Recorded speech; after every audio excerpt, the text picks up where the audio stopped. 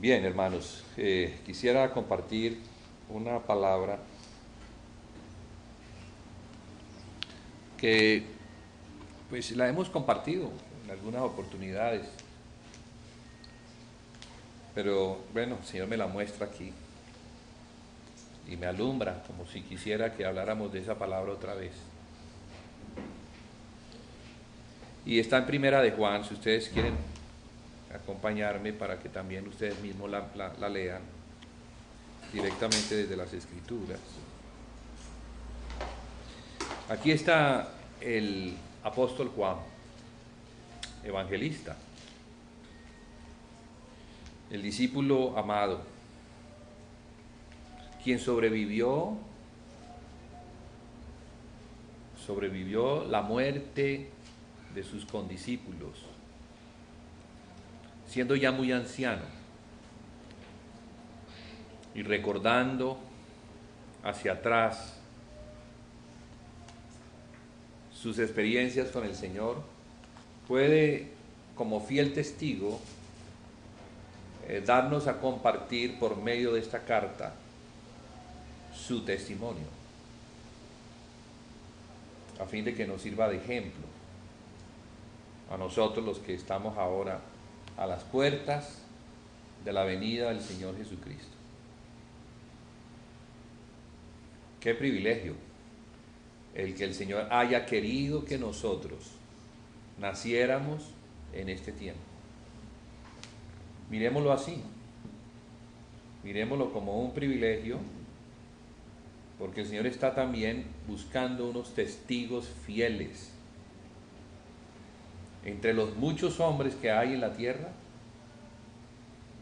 entre los millones de habitantes que hay en la tierra, el Señor se está buscando, está observando y quiere encontrar testigos como fueron sus testigos en el tiempo de los apóstoles. Y este apóstol nos dice lo siguiente: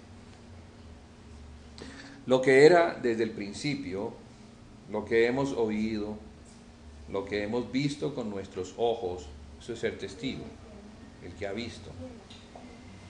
Lo que hemos contemplado y palparon nuestras manos tocante al verbo de vida, porque la vida fue manifestada y la hemos visto, y testificamos y os anunciamos la vida eterna, la cual estaba con el Padre y se nos manifestó. Estaba con el Padre. Esta es la primera carta, porque en el Evangelio también él comienza diciendo algo parecido. Dice que en el principio era el Verbo, y el Verbo estaba con Dios, y el Verbo era Dios. Este estaba en el principio con Dios.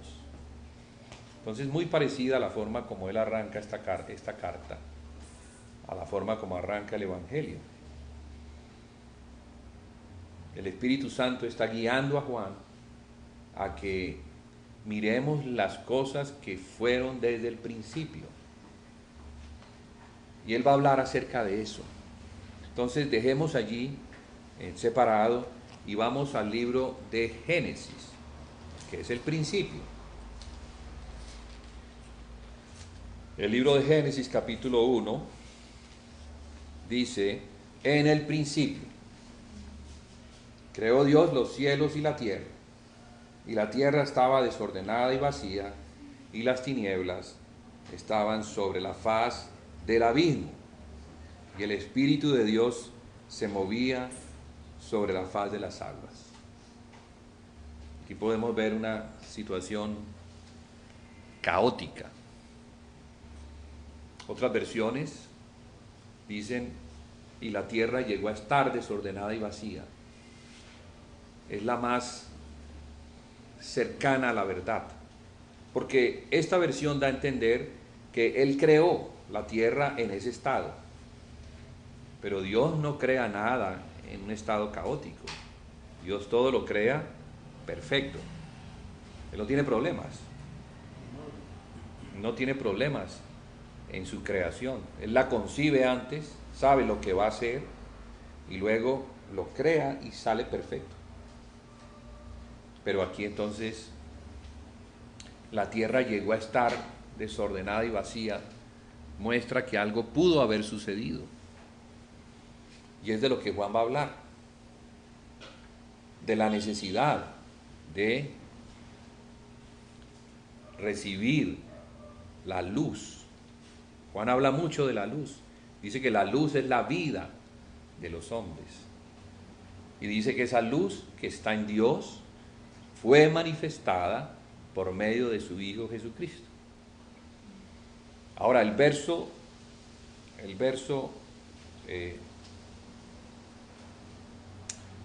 3 dice, y dijo Dios, sea la luz, y fue la luz. Y vio Dios que la luz era buena, y separó Dios la luz de las tinieblas. Y llamó Dios a la luz día, y a las tinieblas llamó noche, y fue la tarde y la mañana un día. Ahora regresemos otra vez a Primera de Juan. Lo que hemos visto y oído, verso 3, esto os anunciamos para que también vosotros tengáis comunión con nosotros, y nuestra comunión verdaderamente es con el Padre y con su Hijo Jesucristo. Él comienza hablando de la comunión. Comienza diciendo que ellos son los apóstoles, vieron, pero además de ver, palparon. Además de palpar, oyeron. Tuvieron al frente de ellos contacto. Y además de contacto, comunión. Comunión con aquel del cual él va a hablar, o sea, de Jesucristo. Y a esa comunión es a la que los apóstoles, en este caso Juan, invitan para que nosotros también, como iglesia de Jesucristo, también tengamos comunión con aquel que es la luz. Estas cosas os escribimos. Mire que ahí no habla él en singular, él está hablando en plural. Os escribimos. ¿Quiénes son los otros que escriben? Los que tuvieron comunión con el Hijo. Estas cosas os escribimos para que vuestro gozo sea cumplido. Este es el mensaje que hemos oído de Él. Hay un mensaje. Entonces atendámoslo. Este es el mensaje que hemos oído de Él. Y os anunciamos, Dios es luz, y no hay ningunas tinieblas en Él. Punto. Dios es luz.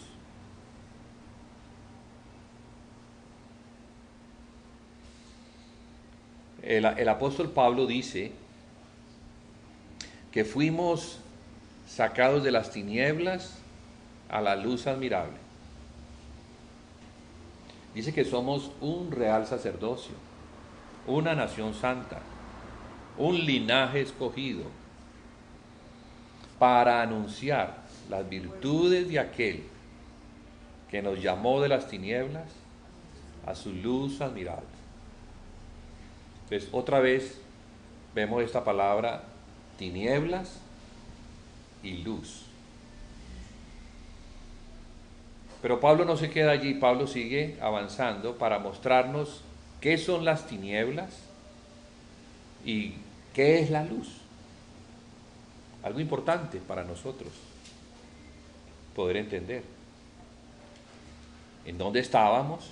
¿Cuál era nuestra condición al estar separados de Dios? Al estar en pecado, al estar destituidos de la gloria de Dios, destituidos de la gloria de la cual habla Jesucristo en el capítulo 17 del Evangelio de Juan. Ustedes recuerdan cuando él habla de la gloria. Padre, la gloria que me has dado, yo les he dado. ¿Para qué? Para que sean uno. Así como Tú y yo somos uno. Para que los hombres conozcan que tú me has enviado. Entonces Jesucristo vino a algo. Jesucristo vino a compartir la gloria del Padre. La gloria que el Padre le dio, esa gloria, Él les ha dado para que sean uno. ¿Cuál será esa gloria? ¿Qué es lo único que permite que seamos uno? ¿Cómo llegamos a ser uno? Por medio del Espíritu Santo. Del Espíritu Santo. Hermanos, el Espíritu Santo no es cualquier cosa. Es nada menos que la presencia de Dios misma.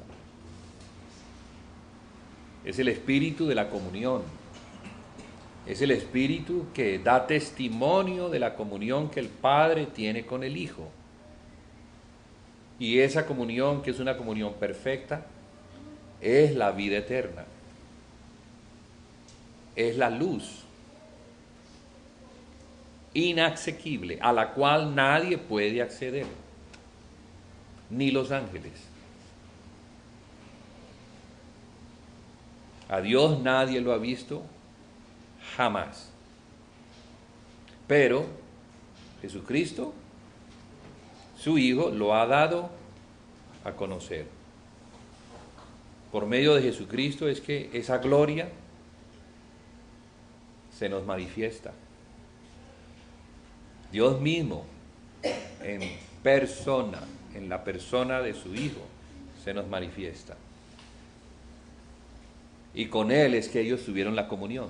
Pero al tener comunión con el Hijo, estaban teniendo comunión con el Padre. Alguno le preguntó, muéstranos al Padre y nos basta. Y Él les dijo, me han visto a mí. Tanto tiempo me han visto a mí y no han visto al Padre. ¿O no sabéis que yo estoy en el Padre y el Padre está en mí? El que me ha visto a mí, ha visto al Padre. Y por eso Él se atreve a decir, yo soy el camino y la verdad y la vida, y nadie viene al Padre si no es por mí. Entonces la comunión que tenemos principalmente es ¿con quién? Con el Espíritu Santo.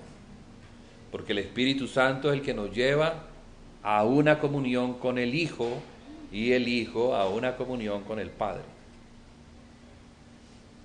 Esa gloria que no teníamos, de la cual habíamos sido destituidos por el pecado, ahora por la presencia del Señor, porque Él tabernaculizó, Dios que se encontraba tan distanciado que era imposible ni percibirlo, se había acercado a los hombres por medio de su Hijo. El reino de los cielos se acercó. Y por eso el Bautista, Juan el Bautista, decía arrepentíos, porque el reino de los cielos se ha acercado. Arrepentíos, arrepentíos. Esa gloria, esa luz, esa vida de los hombres se acercó hace 2000 años. Y en el perdón de pecados que nos es dado cuando creemos en Él, porque Él murió, no por su causa, no murió porque fuera un malhechor, no lo mataron por pecador, por ladrón, o porque fuera un sedicioso contra Roma. Roma mismo lo examinó y dijo, no encuentro nada en este hombre. El Cordero fue examinado por todos y no había mancha ni pecado. Fue entregado para perdonarnos y para que en ese perdón pudiéramos tener el espíritu de la comunión. Entonces viene ese examen, ¿no?, que el Espíritu Santo quiere hacernos por medio de esta palabra, mostrándonos lo que es la tiniebla, lo que es estar en tinieblas y lo que es estar en luz. para que no nos engañemos. Porque es que ¿quién es el engañador? Satanás es el engañador. Y nos engaña con mucha facilidad cuando no tenemos la palabra. La palabra ha venido no solamente para examinarnos, sino también para que nos paremos firme y esa palabra nos sirva como una espada para luchar contra las mentiras de Satanás.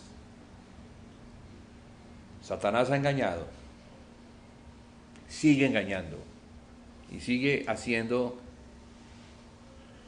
destrucción en el pueblo del Señor. Porque el pueblo del Señor en ignorancia se pierde. ¿Y la ignorancia qué? ¿Cuál es la ignorancia? La ignorancia al conocimiento de su palabra, que para el día de hoy es el conocimiento del Hijo de Dios. ¿No dice acaso que es hasta que lleguemos a la unidad de la fe y del conocimiento del Hijo de Dios? O sea que hay un camino por recorrer, un avanzar en el conocimiento del Hijo de Dios. Y ese conocimiento no nos viene sino por la palabra. En nosotros no existe ese conocimiento, en el mundo no existe ese conocimiento, en los colegios no existe ese conocimiento, en las universidades no existe ese conocimiento. El mundo está bajo el maligno. En las religiones no existe ese conocimiento. Ese conocimiento existe y lo tenemos aquí, de fácil acceso hoy en día, es la palabra de Dios. Entonces otra cosa es que no vayamos a la palabra porque tenemos acceso a la palabra de Dios. ¿Quién impide hoy en día? Vivimos en un país donde hay libertad, gracias a Dios todavía. Hay países donde no hay libertad. Hay países donde se prohíbe tener la Biblia. Hay países donde te matan si llegas a hablar de Jesucristo. Hay países así, donde las tinieblas están en su plenitud, donde Satanás es el que gobierna, donde Satanás no quiere que se proclame el nombre de Jesucristo. Y ya vivimos a 2000 años de la muerte de la cruz, de la muerte de Jesús en la cruz. Y sin embargo, esa es la situación del mundo hoy en día. Entonces digo yo, qué privilegio que nosotros nos podamos reunir hoy como el pueblo del Señor, que podamos tener la comunión que en muchos lugares no se tiene. En muchos lugares se busca tener una iglesia bíblica y no se encuentra. Digo iglesia bíblica, porque lo que hoy en día se le llama iglesia en muchas partes no es una iglesia bíblica. Se le llama iglesia, pero no es bíblica. No es según el orden del Señor. No se predica la palabra del Señor. No se tiene comunión. Los unos no tienen comunión con los otros. No se parte el pan. Hay muchas cosas que no se hacen por la degradación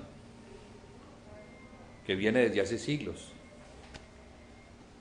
Entonces hay cosas que el Señor ha ganado. El Señor ha ganado para Él, porque le pertenecen a Él. Él murió en la cruz y pagó el precio para tener la iglesia que es suya, la compró para Él.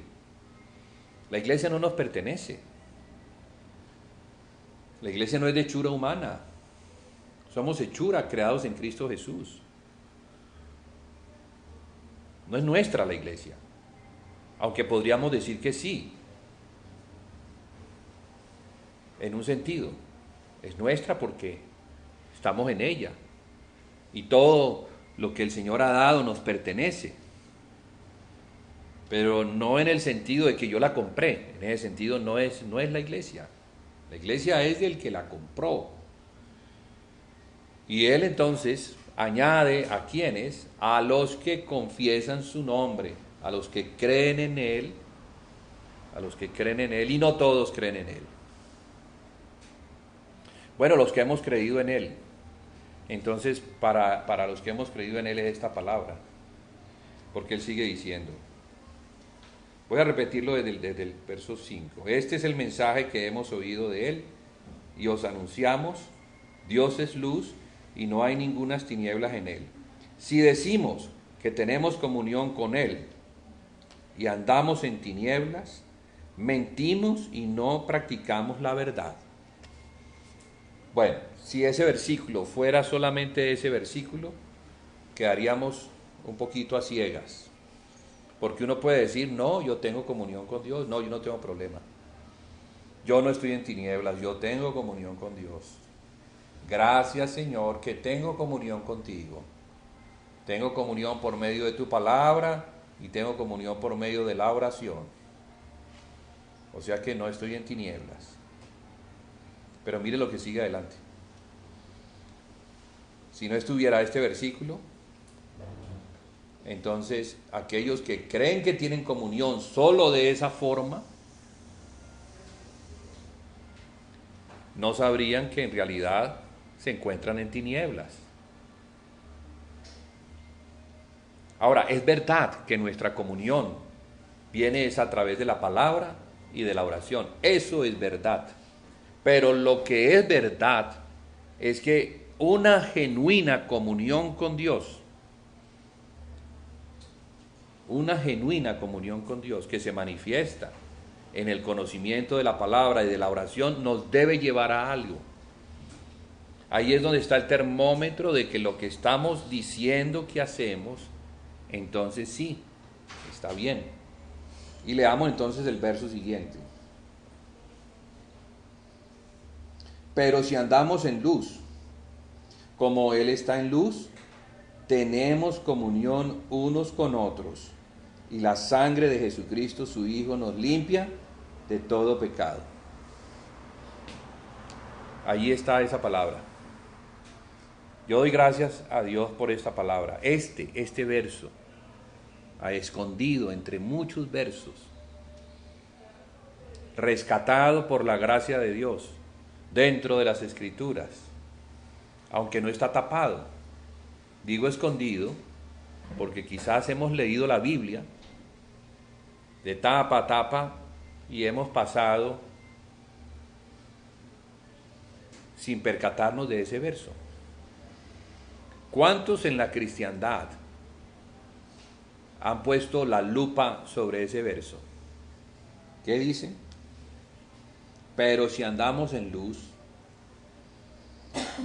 como Él está en luz, tenemos comunión unos con otros, y la sangre de Jesucristo, su Hijo, nos limpia de todo pecado. Hermanos, yo, en mi experiencia, ¿qué es lo que he visto? Yo he visto dos cosas. He visto la comunión y he visto la división. He visto hermanos que han mantenido la comunión y luego se han desprendido de la comunión.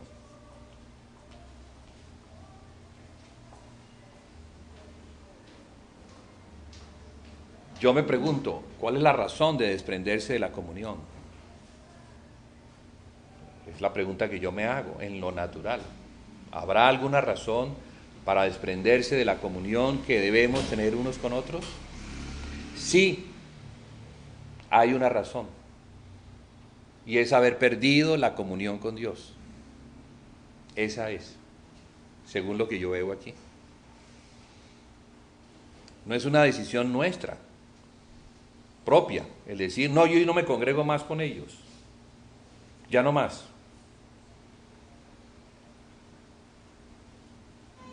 Eso no es una decisión propia. Esa es una decisión del Señor Jesucristo.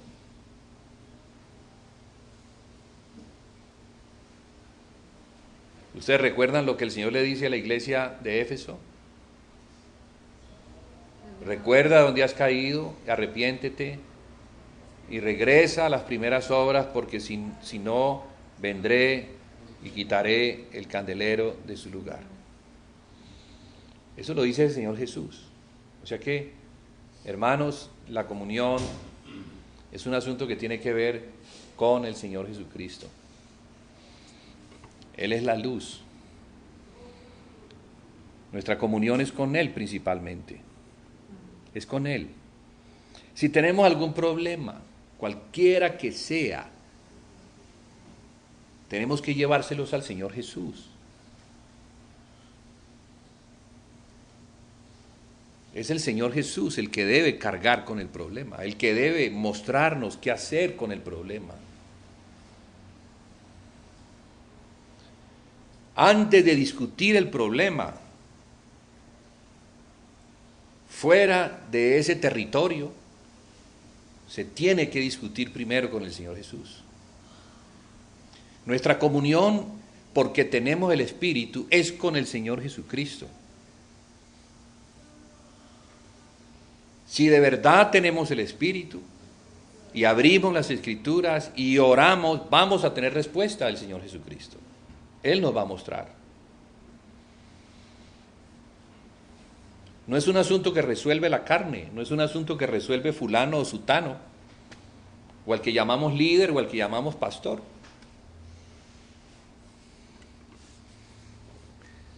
Lo resuelve el pastor nuestro, que es el Señor Jesús. Él es el pastor y obispo de nuestras almas, hermanos.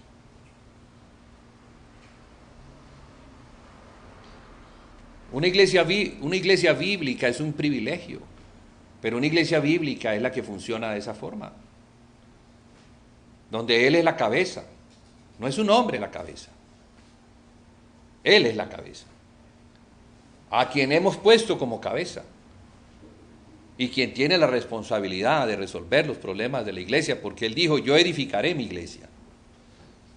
No es un asunto que nos compete a nosotros, le compete a Él. Claro, ¿vamos a colaborar? Sí, vamos a colaborar con Él. Pero cuando intentamos resolver los asuntos fuera de esa jurisdicción, nos vamos a meter en problemas con el Señor Jesucristo.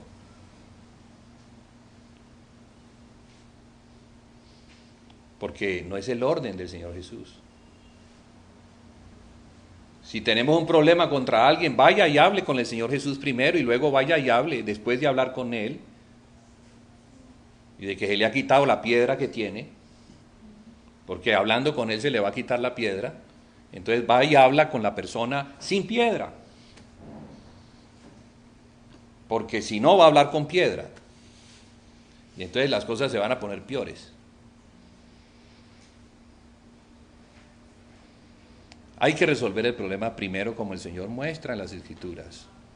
Mateo capítulo 5, 6 y 7 es la constitución del reino de los cielos para nosotros, los que queremos vivir en el Espíritu. Ahí están las instrucciones sencillas. Esas son las que hay que ver. Y esas son las que hay que atender, porque esa es la ley de Cristo para nosotros. Y violar la ley de Cristo pues es bastante grave.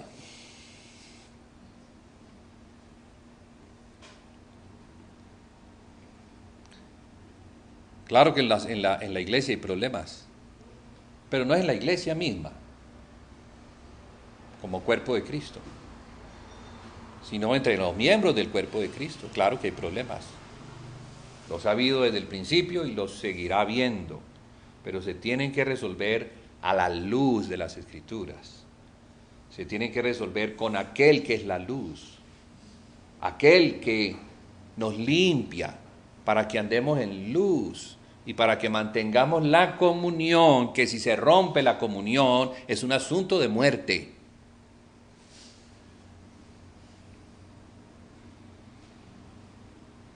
Porque en el sentido inverso, ¿cuál sería? El que no anda en comunión anda en tinieblas, y el que anda en tinieblas está bajo el diablo. Y el otro sentido, el que anda en la comunión, la sangre de Jesús le perdona, pero el que no anda en la comunión, la sangre no tiene para perdonarle. ¿Cómo es eso? Que las Escrituras hay que mirarlas en los dos sentidos, en el sentido positivo y en el sentido negativo. ¿Qué pasa entonces si no es así? Pues es al contrario, no es en bendición, sino que es en maldición. ¿El Padre Nuestro acaso no dice, Padre, perdónanos, como nosotros también perdonamos a los que nos ofenden. O sea que está condicionada el perdón de Dios a que yo perdone al que me ofende. Hay una condición. Y cuando nos reunimos aquí para recibir el perdón de Dios, porque eso es lo que hacemos hoy. Hoy venimos aquí a comer el cuerpo y a beber la sangre del nuevo pacto, que es la sangre que perdonó a todos los hombres. ¿Por qué el nuevo pacto? ¿Qué significa nuevo pacto? Se abrió la puerta para todo el mundo, tanto para judíos como para gentiles, porque estaba cerrada. En los animales solamente era para el pueblo de Israel. Los gentiles no estaban incluidos. Ahora estamos incluidos por la sangre de Jesús, que santificó todo. Pero está condicionado. Perdónanos como nosotros perdonamos a los que nos ofenden. Porque vamos a recibir ofensas, hermanos. Las vamos a recibir. Pero ¿y qué vamos a hacer con la ofensa? ¿Qué vamos a hacer con el que me ofende? Pues claro, como él me perdonó. Porque la ofensa que yo tenía contra él sí era bastante grande. El pecado que yo tenía le costó la vida al Señor Jesucristo. La ofensa que alguien tiene contra mí no es un asunto de vida o muerte. Pero lo que yo debía era un asunto de vida.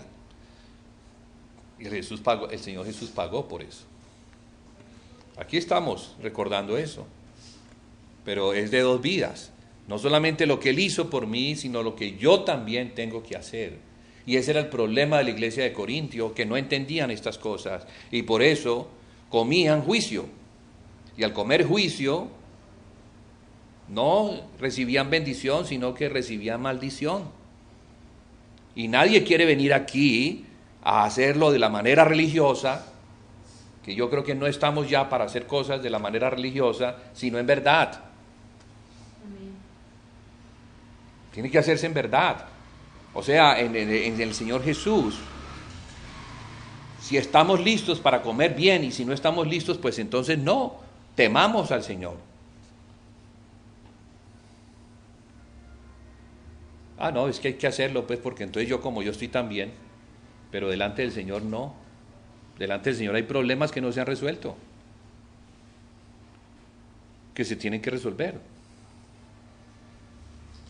Digo, delante del Señor primero.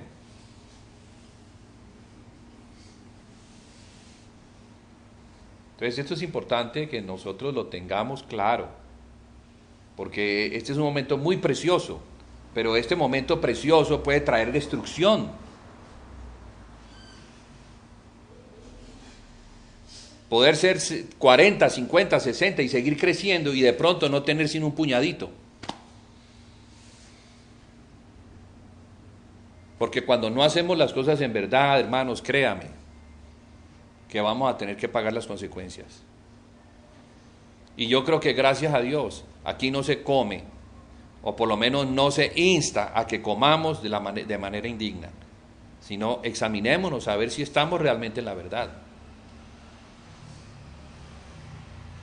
Porque la tradición y la religión, no, todo el mundo pasa. Eso hay que hacerlo, porque todo el mundo lo hace. Y qué bueno estar con el corazón limpio para poder hacerlo. Qué bueno estar en paz con el Señor Jesús primero para poder hacerlo. Porque de eso se trata. Se trata de llegar aquí en paz. En paz, no tener deudas con nadie ni con nada, principalmente con el Señor Jesús, porque es una deuda. El pecado acarrea una deuda. Acarrea una deuda. Y esa deuda hay que pagarla. Cada vez que pecamos se levanta un juicio. Y tenemos a Satanás que está bien pendiente, porque él tiene sus lacayos mirando todo lo que hacemos. Y todas las cosas que hacemos van a ser dadas a conocer. Vea, él hizo. Entonces no le demos a Satanás, no le abramos puertas para que él nos acuse delante de Dios y traiga sobre nosotros la maldición, sino que entendamos que la comunión es un asunto serio. En la comunión está la sangre, en la comunión está el perdón, pero es en la comunión, cuando la comunión es en realidad, cuando es en el espíritu y en la realidad.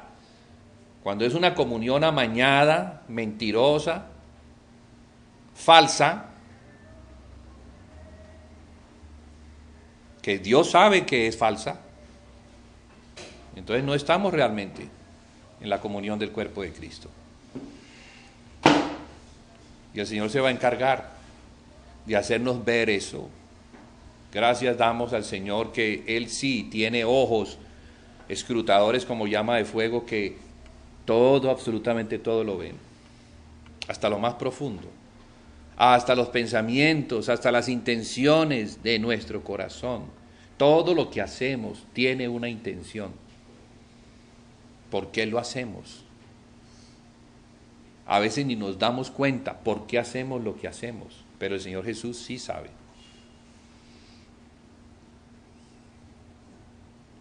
Entonces, hermanos,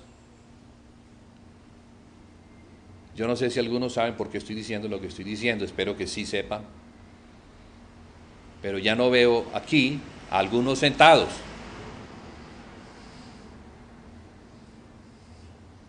¿Acaso el problema es contra alguien o es contra Cristo? Porque ¿qué culpa tiene el Señor Jesucristo que murió y derramó su sangre para que fuéramos el cuerpo de Él? Ahora, la culpa es de Él entonces ya no voy donde Él. Me puse bravo con Él. No, hermano, hay que madurar. Hay que madurar.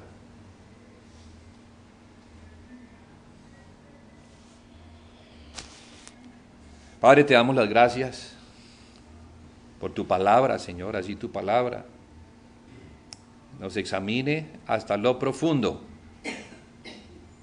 El primero yo, Señor, el primero yo. Y asimismo todos nosotros, Señor, que debemos ir a ti para que tú nos examines. Tú eres el que examina el estado de nuestro corazón. Tú eres el que juzga todas las cosas.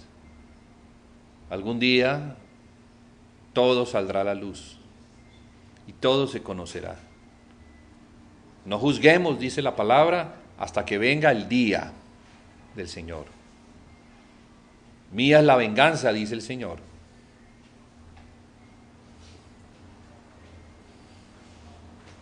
Así que, Señor, perdónanos, Señor, perdona a tu iglesia.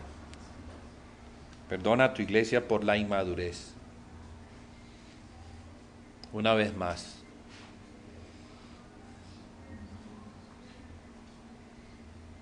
Perdónanos por lo que hayamos hecho al ofender tu santidad. Santificado sea tu nombre. Que tu nombre sea santificado, Señor. Santificado. Enséñanos lo que eso significa. Porque pisamos terreno santo. Y todo lo que hablamos, todo lo que digamos, delante tuyo, Señor, en la asamblea de los santos. Que tu nombre sea protegido como los querubines protegen tu santidad. Y que estas cosas no salgan de aquí, a fin de que tu nombre no sea blasfemado por las palabras que hablamos.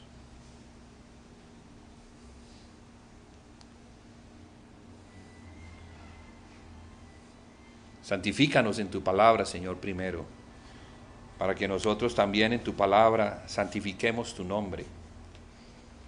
Y todo lo que hagamos sea santo, sea limpio. Demuestre que tú, Señor, nos has dado esa gloria para que seamos uno. Que el mundo conozca que tú fuiste enviado. Tú sí fuiste enviado, Señor, y tú moriste y nos perdonaste y nos diste de tu espíritu para que seamos uno y que guardemos esa unidad en el espíritu, en el vínculo de la paz. Es lo principal. Que no seamos tropiezo a los pequeños que nos observan.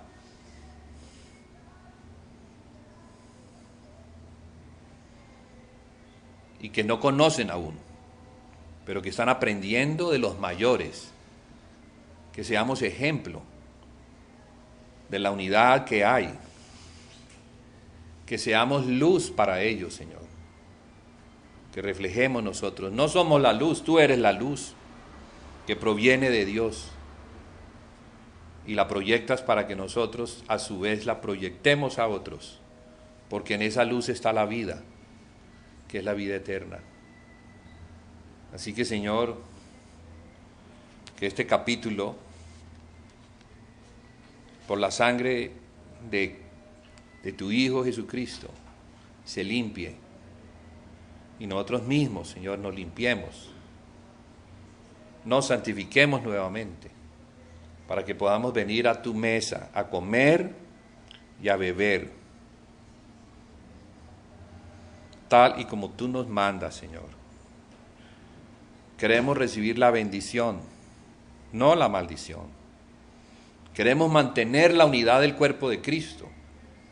Creemos que la sangre opera y nos limpia. Queremos eso, Señor, porque no conocemos muchos pecados que son ocultos. Pero en la comunión, aún esos pecados permanecen ocultos, aún a nosotros.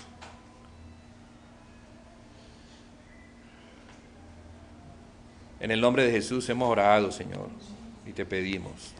Amén y amén.